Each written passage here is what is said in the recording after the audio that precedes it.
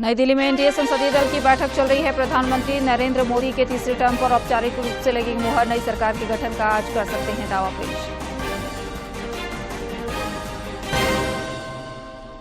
भारत निर्वाचन आयोग ने राष्ट्रपति को नवनिर्वाचित सांसदों की सूची सौंपी। डीडी न्यूज से बातचीत में मुख्य आयुक्त राजीव कुमार ने कहा, झारखंड में तय समय पर होंगे विधानसभा चुनाव।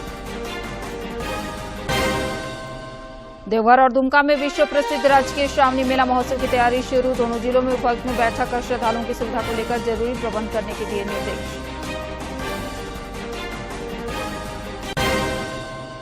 देवघर में पुलिस ने 4 साइबर अपराधियों को किया गिरफ्तार। एमजीएम अस्पताल में पकड़े गए 2 मोटरसाइकिल चोर। पलामू में अवैध शराब के खिलाफ चला अभियान।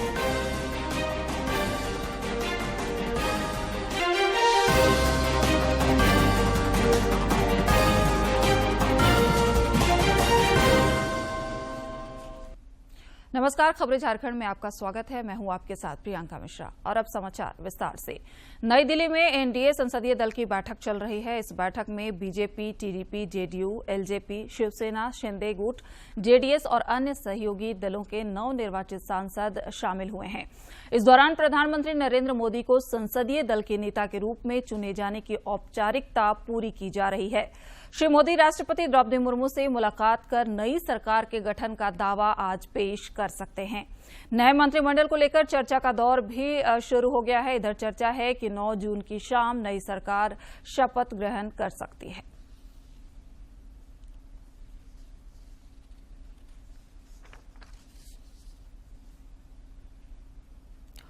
1962 के बाद पहली बार कोई गैर कांग्रेसी सरकार तीसरी बार सत्ता में आ रही है। लगातार तीसरी बार सत्ता संभालने वाले पंडित जवाहरलाल नेहरू के बाद प्रधानमंत्री नरेंद्र मोदी एक ऐसे दूसरे व्यक्ति होंगे जो ये करिश्मा करने जा रहे हैं। पीएम नरेंद्र मोदी तो 1962 के बाद पहली बार कोई गैर कांग्रेसी सरकार तीसरी बार सत्ता में आ रही है। लगातार तीसरी बार सत्ता संभालने वाले जवाहरलाल नेहरू के बाद दूसरे पीएम होंगे नरेंद्र मोदी। तो इतिहास रचा जा रहा है। पीएम के तौर पर हैट्रिक बनाने वाले दूसरे प्रधानमंत्री बन रहे हैं नरेंद्र मोदी। पहले कांग्रेस अकेली पार्टी थी, कोई चुनौती नहीं थी। आजादी के बाद का सिनेरियो आप समझ सकते हैं। कोई चुनौती नहीं थी कांग्रेस के बाद, जबकि अब परिस्थितियां कितनी बदली हैं यह समझा जा सकता है। बीजेपी के सामने अत्याधुनिक प्रचार माध्यम और अलगाववादी ताकतों की चुनौती है।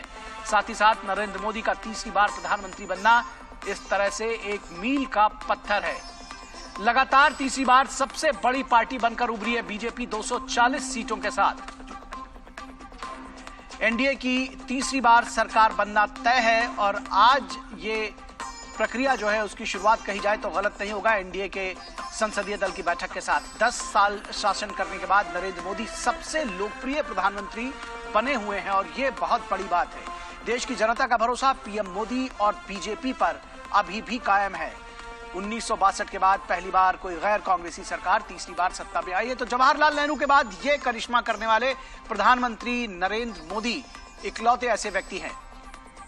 और इस बात को भी समझा जा सकता है कि वो दौर कौन सा था 1950 से लेकर 1962 तक का दौर जब था, जिसमें कांग्रेस सत्ता में जब काबिज थी, तो उस दौरान किस तरह से एक तरफा जीत हुआ करती थी और कोई विपक्ष, मजबूत विपक्ष नहीं हुआ करता था। विश्व नेताओं और राष्ट्राध्यक्षों द्वारा लगातार प्रधानमंत्री नरेंद्र मोदी को लोकसभा चुनाव में जीत के लिए बधाई और शुभकामनाएं दी जा रही हैं। नेपाल के प्रधानमंत्री पुष्पकमल दहल प्रचंड ने भी श्री मोदी से टेलीफोन पर बातचीत कर लोकसभा चुनाव में एनडीए की जीत पर बधाई दी। नेपाल के पीएम प्रधानमंत्री नरेंद्र मोदी के शपथ ग्रहण समारोह में शामिल होंगे। उन्होंने आभार जताते हुए सोशल मीडिया प्लेटफॉर्म एक्स पर पोस्ट किया, जिसमें उन्होंने लिखा कि भारत में लोकतंत्र के उत्सव ने वास्तव में वैश्विक ध्यान आकर्षित किया है। हम भारत स्विट्जरलैंड साझेदारी को बढ़ाने के लिए मिलकर काम करेंगे।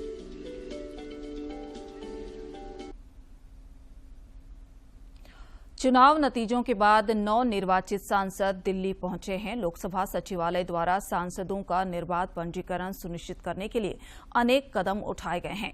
समय की बचत और पेपर रहित डिजिटल प्रक्रिया को ध्यान में रखते हुए नवनिर्वाचित सांसदों का पंजीकरण ऑनलाइन इंटीग्रेटेड सॉफ्टवेयर एप्लीकेशन के माध्यम से किया जाएगा।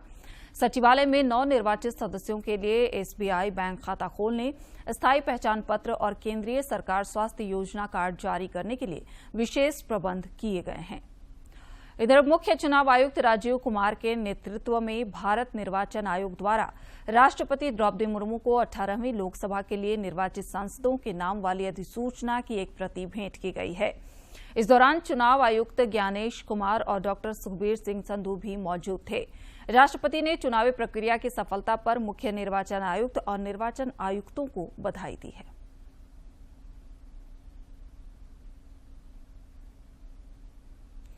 मुख्य चुनाव आयुक्त राजीव कुमार ने बेहतर तरीके से आम चुनाव संपन्न होने पर प्रसन्नता जताते हुए 18वीं लोकसभा चुनाव को अभूतपूर्व बताया है। डीडी न्यूज से खास बातचीत में उन्होंने बताया कि इस वर्ष झारखंड समेत 3 राज्यों में विधानसभा चुनाव तय समय पर ही होंगे।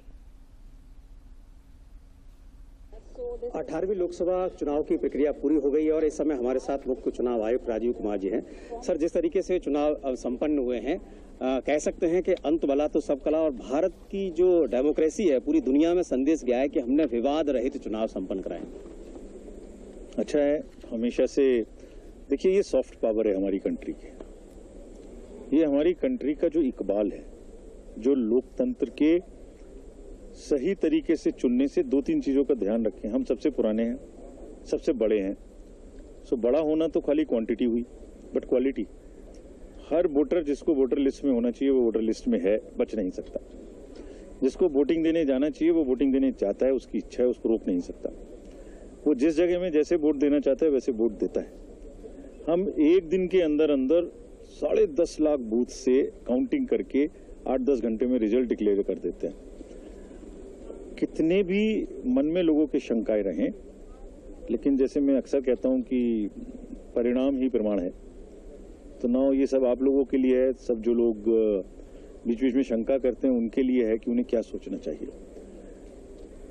एक ही बात है कि पूरी चुनावी प्रक्रिया में जिस किसी को कोई डाउट हो, चुनाव के दौरान के बदले आप हमसे पूछें। बड़ा वेलकम है उनका, पूछें अब हमसे, हम जवाब देंगे। सर, बहुत बड़ी अपील की है आपने। ये बहुत बड़ी बात भी है कि आप इस समय भी कह रहे हैं कि आपका स्वागत है। निश्चित तौर से चुनाव आयोग ने बहुत सराहनीय कार्य किए हैं और ये वेलकम करना उसी का प्रमाण है। अगली आपका लक्ष्य क्या है? जम्मू कश्मीर के अलावा और भी जगह पर जो चुनाव होने हैं, तो किस तरीके से तैयारियां हैं? जो लीगल प्रोविजंस हैं, जो सिस्टम है, उसके हिसाब से 3 राज्यों में और चुनाव हैं इस बार, इस साल के अंत तक। महाराष्ट्र, झारखंड और हरियाणा। तो सब में अपने अपने समय से होंगे, वो निर्धारित प्रक्रिया है। बट इन पर्टिकुलर J&K को we will look very differently and try and speed it up immediately as soon as possible. Thank you sir. तो हमने बात की मुख्य चुनाव आयुक्त राजीव कुमार से, जो इस समय भी कह रहे हैं कि किसी भी तरीके की अगर किसी गुंजाइश है किसी को सवाल उठाने की, तो अभी भी उनका स्वागत है। और चुनाव आयोग ने लक्ष्य तय कर लिया है अगले चुनाव का। यही हमारे लोकतंत्र की खूबी है कि हम कदम दर कदम लोकतंत्र को मजबूत करते जा रहे हैं। कैमरामैन जैना के साथ ऋषि कुमार, डीडी न्यूज, दिल्ली। भारत निर्वाचन आयोग के 16 मार्च को लोकसभा चुनाव की घोषणा के साथ ही आदर्श आचार संहिता लागू हो गई थी। कल निर्वाचन की प्रक्रिया पूरी होने के साथ ही यह आदर्श आचार संहिता खत्म हो गई। हालांकि विधान परिषद के द्विवार्षिक उपचुनाव के कारण कर्नाटक, महाराष्ट्र और तेलंगाना के स्नातक और शिक्षक निर्वाचन क्षेत्रों में आदर्श आचार संहिता अभी भी लागू है। इधर खूंटी लोकसभा के नवनिर्वाचित सांसद कालीचरण मुंडा ने रांची में मुख्यमंत्री चंपई सोरेन से मुलाकात की। यह उनकी मुख्यमंत्री से शिष्टाचार भेंट थी। मुख्यमंत्री ने उन्हें खूंटी लोकसभा क्षेत्र से मिली जीत पर बधाई एवं शुभकामनाएं दी। इस दौरान कालीचरण मुंडा के समर्थक भी उनके साथ मौजूद थे। इधर देवघर में राजकीय श्रावणी मेला की तैयारी शुरू कर दी गई है। इस सिलसिले में उपायुक्त विशाल सागर ने अधिकारियों के साथ तैयारियों की बिंदुवार समीक्षा की। उन्होंने विभागों द्वारा तैयार कार्य योजना और प्रस्तावित बजट की भी संबंधित पदाधिकारियों से जानकारी ली। उन्होंने विभागों को कार्य योजना तैयार करते हुए समय पर उपायुक्त कार्यालय को सौंपने का निर्देश भी दिया।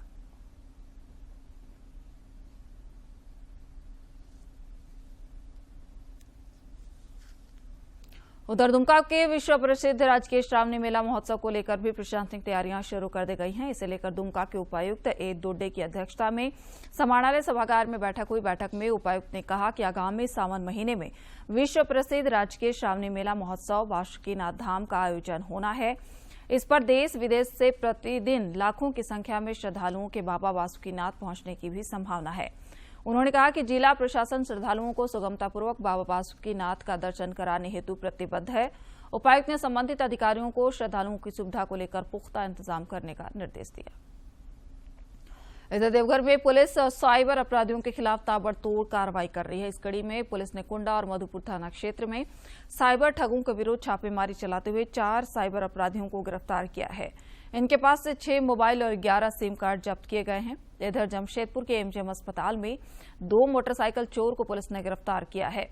कई दिनों से पुलिस को अस्पताल में चोरी की शिकायतें मिल रही थी, उसके बाद पुलिस ने ये कार्रवाई की है।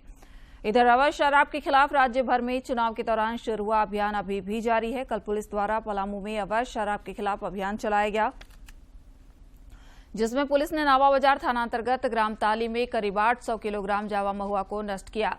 इस काम में लिप्त लोग पुलिस को देखकर भागने में सफल रहे। नीट परीक्षा का परिणाम पिछले दिनों जारी किया गया था। परीक्षा परिणाम को लेकर एनटीए ने कुछ स्पष्टीकरण जारी किया है। गड़बड़ी को लेकर सवाल उठाया है कि आखिर 720 में से 718 या 719 नंबर कैसे मिल सकते हैं। इन सभी सवालों का जवाब देते हुए एनटीए ने कहा है कि एजेंसी को कुछ रिप्रेजेंटेशन मिले हैं और जिनमें छात्रों ने कोर्ट केस का भी हवाला देते हुए परीक्षा में कम समय मिलने की बात कही। एनटीए ने बताया कि कुछ परीक्षा केंद्रों पर छात्रों को देरी से प्रश्न पत्र दिए जाने की वजह से समय की बर्बादी हुई। ऐसे में इन छात्रों को सुप्रीम कोर्ट द्वारा 2018 में तय किए गए फॉर्मूला के हिसाब से ग्रेस मार्क्स दिए गए। एनटीए ने आगे बताया कि 2023 में जहां करीब 20,38,000 छात्र नीट की परीक्षा में शामिल हुए थे, वहीं इस साल ये संख्या बढ़कर 23,33,297 तक पहुंच गई। इस साल अधिक छात्र होने की वजह से अधिक अंक पाने वाले छात्रों की संख्या में भी इजाफा हुआ है।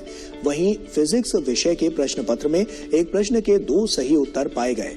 ऐसे में दोनों विकल्पों को सही माना गया और 67 टॉपर्स में से 44 के मार्क्स इस संशोधन की वजह से 715 से बढ़कर 720 हो गए। ट्रेनों में अतिरिक्त भीड़ को देखते हुए यात्रियों और परीक्षार्थियों की सुविधा के लिए रांची रेल मंडल ने विशेष इंतजाम किए हैं। 8 और 9 जून को रांची से पटना और पटना से रांची के लिए विशेष ट्रेन का परिचालन किया जाएगा। डीआरएम कार्यालय की ओर से जारी विज्ञप्ति के अनुसार इस ट्रेन में सामान्य श्रेणी के 5, स्लीपर के 4 और वातानुकूलित 3 टियर 2 टियर एवं वातानुकूलित प्रथम श्रेणी के 1 कोच लगाए गए हैं। इसके अलावा रांची रेल मंडल से कुछ ट्रेनों की समय सारणी में भी बदलाव किया गया है। भारतीय रिजर्व बैंक ने आज द्विमासिक मौद्रिक नीति की घोषणा कर दी है। 3 दिवसीय बैठक के बाद आरबीआई के गवर्नर शक्तिकांत दास ने मौद्रिक नीति समिति की बैठक में हुए फैसलों की जानकारी दी। उन्होंने बताया कि ब्याज दरों में कोई बदलाव नहीं किया गया है। नीतिगत रेपो रेट दर भी 6.5% पर बरकरार रखा गया है। श्री दास ने जीडीपी विकास दर 7.2% रहने का अनुमान लगाया। उन्होंने ये भी कहा कि आने वाले समय में खाद्यान्न की कीमतों में कमी से महंगाई से और राहत की उम्मीद है।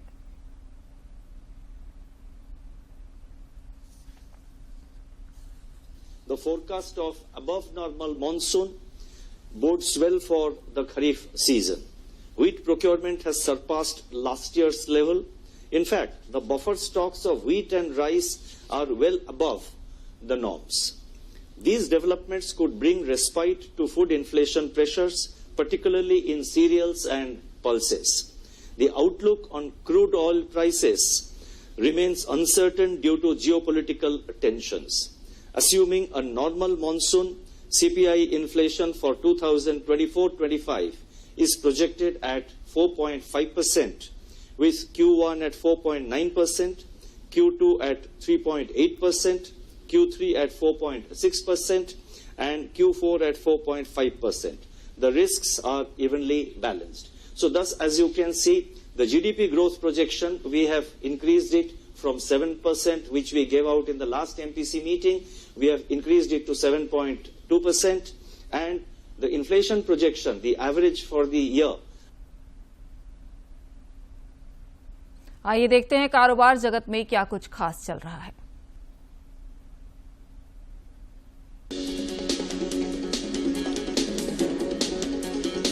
तो ये थी अंतर्राष्ट्रीय जगत की तमाम अहम खबरें और इसके बाद अब बात कर लेते हैं नया सवेरा में कारोबार जगत की तमाम खबरों की फटाफट अंदाज में।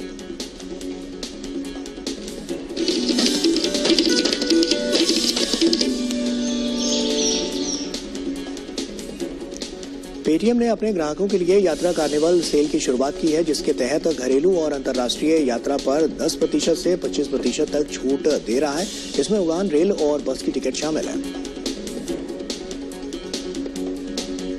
क्रेडिट रेटिंग एजेंसी ICRA ने बताया कि मई में घरेलू हवाई यात्री यातायात साल दर साल 5.1% बढ़कर अनुमानित 139 मिलियन हो गया है और ये कोविड पूर्व स्तरों की तुलना में लगभग 14% अधिक है। दिग्गज टेक्नोलॉजी कंपनी अमेजन की ओर से टाइम्स इंटरनेट के स्वामित्व वाले video streaming platform MX player के कुछ एसेट्स को खरीद लिया गया है। देश की दिग्गज ब्रोकरेज फर्म्स और बाजार के विश्लेषकों ने कहा कि भारतीय अर्थव्यवस्था काफी मजबूत है। देश की विकास दर, चालू खाते की स्थिति और महंगाई के आंकड़े सभी उत्साह पैदा करने वाले हैं।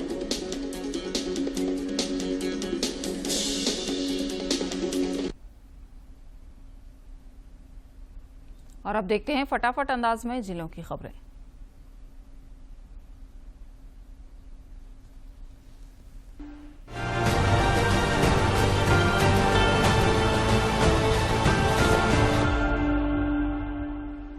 जामताड़ा की उपायुक्त कुमुद सहाय ने जिले के आला अधिकारियों के साथ बैठक कर विभिन्न विकास एवं जन कल्याणकारी योजनाओं की अद्यतन स्थिति तथा प्रगति की समीक्षा की। इस क्रम में उपायुक्त ने संबंधित अधिकारियों को मनरेगा के तहत प्रत्येक गांव में 6 योजनाएं संचालित करने का निर्देश दिया।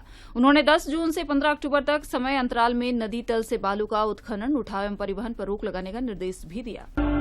गढ़वा के उपायुक्त ने समीक्षात्मक बैठक में शिक्षा विभाग के कामकाज का जायजा लिया। इस दौरान उन्होंने विद्यालयों में पठन पाठन, रंगरोगन, पेयजल, शौचालय, मध्याह्न भोजन समेत अन्य विषयों की समीक्षा कर व्यवस्थाओं को दुरुस्त करने के हेतु आवश्यक दिशा निर्देश दिए।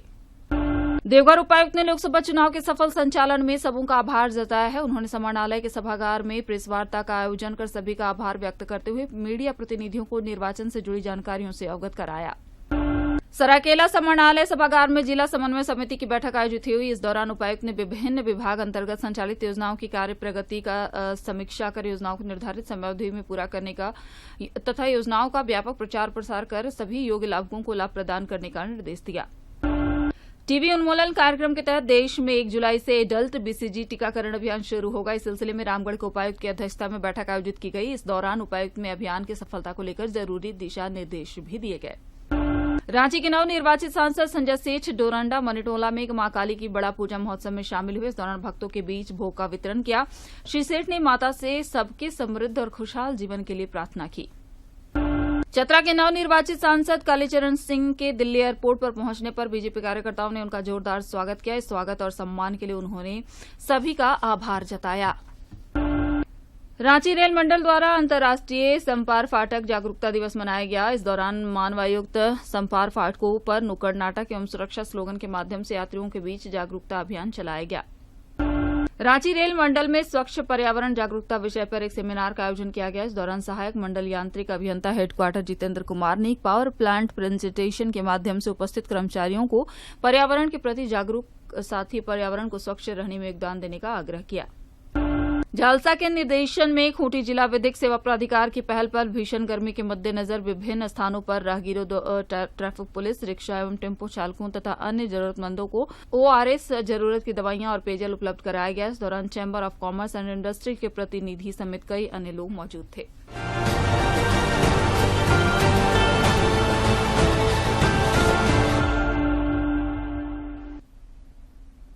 राज्य के कई इलाकों में गर्मी लोगों को काफी परेशान कर रही है। पलामू, गढ़वा और चतरा जैसे जिलों में जोरदार गर्मी पड़ रही है। मौसम विज्ञान केंद्र ने राज्य के उत्तर, पश्चिमी, मध्य, दक्षिणी और उससे सटे उत्तर पूर्वी भागों में 8 से लेकर 10 जून के बीच हीट वेव की चेतावनी जारी की है।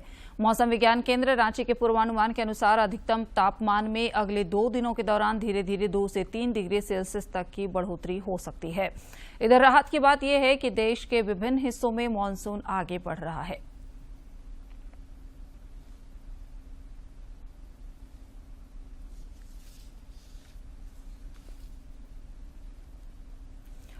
केंद्रीय कैबिनेट सचिव राजीव गौबा ने भीषण गर्मी और जंगल की आग से निपटने की तैयारियों की समीक्षा के लिए राष्ट्रीय आपदा प्रबंधन समिति एनसीएमसी की बैठक की अध्यक्षता की। इस दौरान संबंधित संस्थानों द्वारा भीषण गर्मी और जंगल की आग की वर्तमान स्थिति पर विस्तृत जानकारी दी गई। राष्ट्रीय आपदा प्रबंधन प्राधिकरण और पर्यावरण, वन एवं जलवायु परिवर्तन मंत्रालय ने देश भर में भीषण गर्मी और जंगल की आग की वर्तमान स्थिति पर जानकारी दी। वहीं भारत मौसम विज्ञान विभाग ने बताया कि अप्रैल से जून 2024 के बीच देश के विभिन्न हिस्सों में सामान्य से अधिक गर्मी वाले 10 से 22 दिन देखे गए। इस वर्ष देश के अधिकांश भागों में मानसून सामान्य या सामान्य से अधिक रहने की संभावना है। आईएमडी द्वारा भीषण गर्मी के बारे में नियमित अलर्ट भेजे जा रहे हैं। एनडीएमए ने यह भी बताया कि केंद्रीय मंत्रालयों, विभागों और राज्य सरकारों द्वारा अक्टूबर 2023 से ही तैयारी बैठकों की एक श्रृंखला आयोजित की जा रही है। राज्यों को नियंत्रण कक्ष सक्रिय करने, भीषण गर्मी के लिए एसओपी लागू करने, पेयजल की उपलब्धता सुनिश्चित करने और स्वास्थ्य सुविधाओं की तैयारी और निर्बाध बिजली आपूर्ति के साथ साथ आवश्यक दवाओं और ओआरएस की उपलब्धता सुनिश्चित करने के लिए परामर्श जारी किए गए हैं।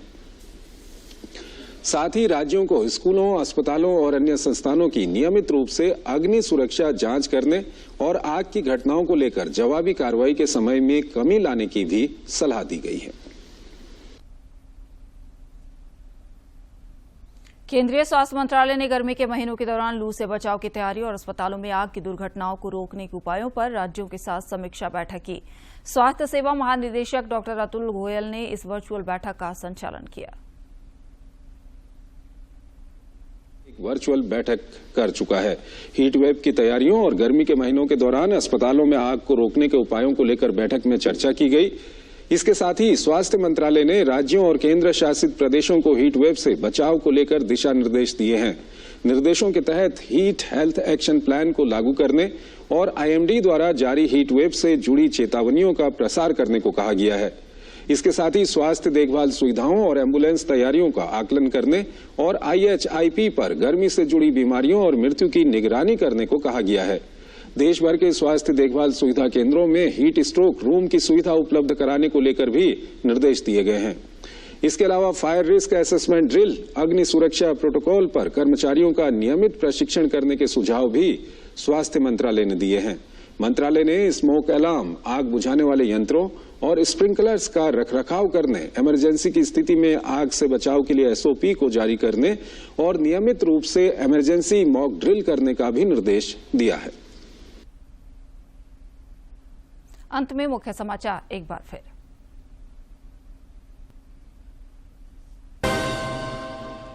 नई दिल्ली में एनडीए संसदीय दल की बैठक चल रही है। प्रधानमंत्री नरेंद्र मोदी के तीसरे टर्म पर औपचारिक रूप से लगेगी मुहर। नई सरकार के गठन का आज कर सकते हैं दावा पेश। भारत निर्वाचन आयोग ने राष्ट्रपति को नवनिर्वाचित सांसदों की सूची सौंपी। डीडी न्यूज से बातचीत में मुख्य आयुक्त राजीव कुमार ने कहा, झारखंड में तय समय पर होंगे विधानसभा चुनाव। देवघर और दुमका में विश्व प्रसिद्ध राजकीय श्रावणी मेला महोत्सव की तैयारी शुरू। दोनों जिलों में उपायुक्त ने बैठक कर श्रद्धालुओं की सुविधा को लेकर जरूरी प्रबंध करने के दिए निर्देश। देवघर में पुलिस ने 4 साइबर अपराधियों को किया गिरफ्तार। एमजीएम अस्पताल में पकड़े गए 2 मोटरसाइकिल चोर। पलामू में अवैध शराब के खिलाफ चला अभियान।